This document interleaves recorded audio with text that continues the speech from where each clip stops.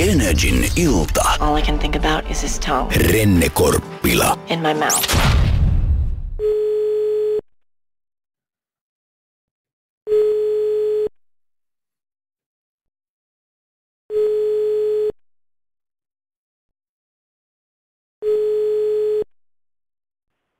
Hello. Hello. Loreen. Is it Loreen? Yes, it's me. All right, cool.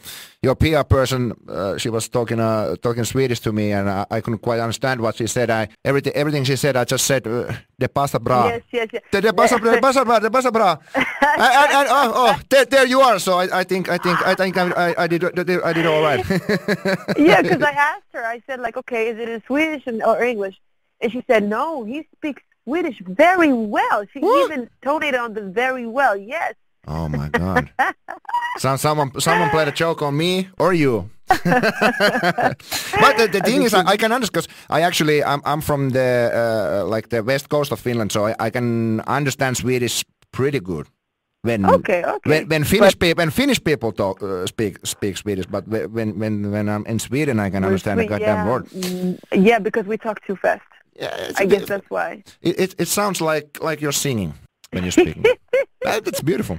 Like we're singing. All right.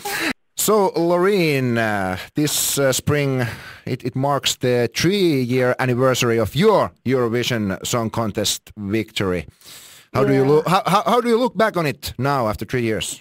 Oh, time has moved so fast. I don't really get the fact that it's been 3 years. It feels like it's been like it was yesterday. I know it sounds like a cliche, but really it feels like it was yesterday.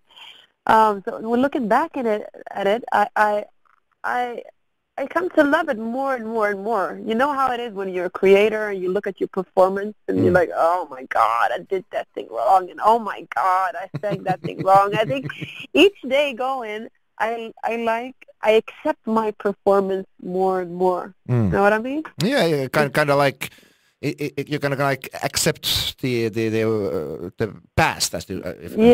Exactly, and it takes time. But the Eurovision Song Contest, it's a huge thing to win the Eurovision Song Contest. But it can also we have seen many times that it can give the artist like the certain kind of how do you say, like a brand or kind of like a stamp. Yeah. You have avoided that. How did you manage? I think it has to do with the fact that I really, really, really, truly love what I do. And no matter what, no matter if your vision is there, no matter what, I will still continue to create music. I will still continue to do what I do. And I think, you can't really fool people. A person can tell when somebody is true to her art. You know what I mean? Like really true to, and I am true to my art, and I guess that's one of the reasons why it doesn't matter what platform I stand on. I feel at home at each platform. You know what? I can stand in your kitchen and sing. Oh, I wish you were standing in my kitchen and singing. Yeah, and I would love it, and I can stand on the big stage and sing, and I would love that too. You know what I mean? It's like you can't fool people. But the thing about your song in Eurovision and your performance and the whole kind of like charisma you give out is like that. There's two types of songs in a Eurovision Song Contest. There are the kind of like the Eurovision songs. You know what I mean? And then there are, it's a minority, but there are like real legitimate pop songs. And that is what you brought. You're like, it's a great pop song that happened to win the Eurovision Song Contest. Oh, thank you. And I didn't even think about, to be honest, with all due respect, I didn't know that much about Eurovision before this. See, and I think that's been a blessing because I tend to analyze things at times. I think a lot, and when you think too much, it just usually don't get that good. And I think one of the blessings that I've had is the fact that I didn't know that much. So when I came in, I had a song. I loved the song, and I had a stage, and I created the performance together with my team, and that was what it was. I didn't know that much about the whole shebang around it. You know what I mean? So I think that was one of the reasons why. And that was just a blessing. I don't know if I answered your question or if I just. Yeah, but it was a good answer. It was a good answer anyway. But the downside of it is, of course, that here you are 3 years later again talking about the Eurovision. Yet another interview about the Eurovision. But you've done a lot. But then again, that's so interesting because some artists feel like the only way they can move on to the next stage is to forget about their past, like it didn't matter. And I don't believe in that, because this is a point in my life. It's a book in my life, basically, that I love to talk about because of the symbol of it, and I would love to continue to talk about it even when I'm 60, 70, 80. So you know, but to me it doesn't matter, really. It doesn't matter as long as I can. Yeah. That's a good attitude towards it, I would say. You have to have that attitude. Otherwise, you shouldn't be standing on a stage like Eurovision and like, oh, I want to forget all about it. It didn't matter. It didn't have any, it didn't have any effect on my life. Huh? Like but also a lot of new stuff coming out, and let's concentrate on that. The new song Paperlight. Tell us about this song. It was. I mean. These past 1.5 years, I've been in the studio very much and experimenting, and I love to experiment with my voice, and not because it's so crazy what you your voice. I usually do the comparison to Jimi Hendrix and what he did with his guitar. At that time, nobody thought you could use a guitar like that, but he did, and he didn't care about these rules and regulations. He just did what he did, and it's the same with me when it comes to my voice. So Paperlight is one of these, I wouldn't say experimental songs, but it sounds very different from the way I've sounded before vocally. That's what I was about to say. That it sounds kind of like it's not different, but it shows kind of like a different side to your sound and your voice, and as you said, kind of like your can one say like breaking some rules a little bit, maybe.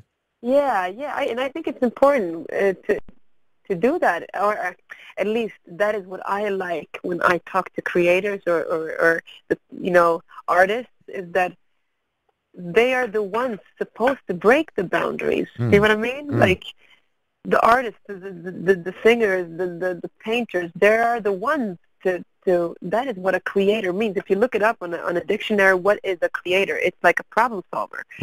You just find different ways to do things, and that is what I love to do. Sorry, continue, please. No, so this whole album is basically just I wouldn't say one big experiment, because it's not an experiment. It's actually a development, and it's just presenting different sides of me and a voice, basically, and I'm just breaking boundaries. That sounds good. Tell us about a little bit about the lyrics of the Paperlight. What's the song about?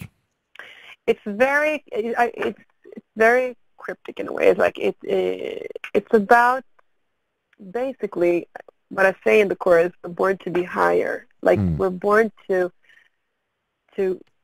see things, or we need to see things in a higher perspective. Right now at these times where a lot of negative things are happening, I believe, or I hope that the next generation, this is why it's a call out to the next generation, that like we're born to be something much bigger than what we're doing right now. These small problems that we have, we have to really try to see the bigger picture, because I believe that's the I was going to say salvation, but that's how you solve the problems that we have today.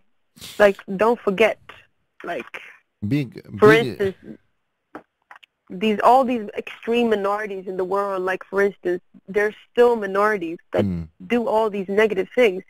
We have to remember that the majority is good.